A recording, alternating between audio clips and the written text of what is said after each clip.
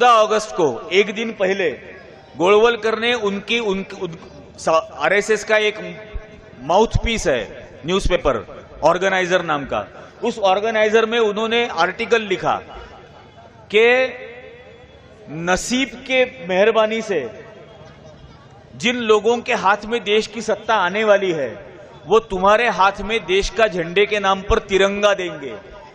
इस देश के हिंदुओं को ये कतई स्वीकार नहीं होगा वो तिरंगा। और नसीब की मेहरबानी से देश के हाथ सत्ता आ रही थी। उन लोगों का इस देश के आजादी के आंदोलन में योगदान था, इसलिए उनके पास देश की सत्ता आ रही थी। लेकिन इन्होंने उस दिन तिरंगे को नकारा था।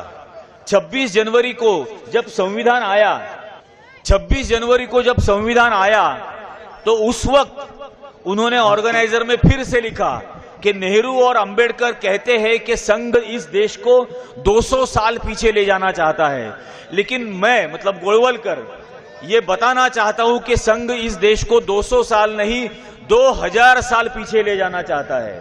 ये उन्होंने लिखा हुआ है 2000 साल पहले। 2000 साल पहले मतलब कहां? मनुवाद के जमाने में। और वो कहते थे कि इस देश को इस संविधान की जरूरत नहीं है, मनुस्मृति ही इस देश की संस्कृति है, मनुस्मृति ही इस देश का संविधान हो सकता है। ये लिखा है, इसकी सबूत है।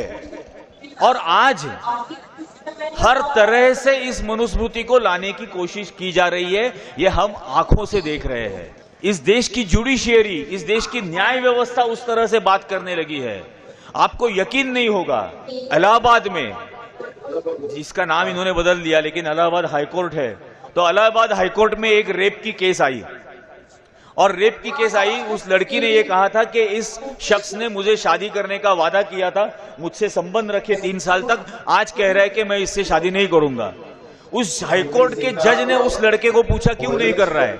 लड़के ने बोला इसकी कुंडली में मंगल है। तो उस जज ने क्या किया?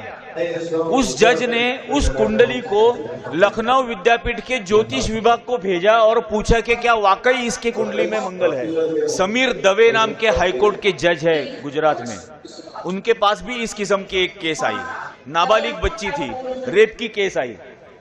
उस लड़की को बुलाकर समीर दवे कहता है कि ये तो बर्दाश्त करना पड़ेगा, तुम मनुस्मृति पढ़ लो, इससे ज्यादा औरतों को बर्दाश्त करना पड़ता है। ये अहमदाबाद हाईकोर्ट का जज कहता है।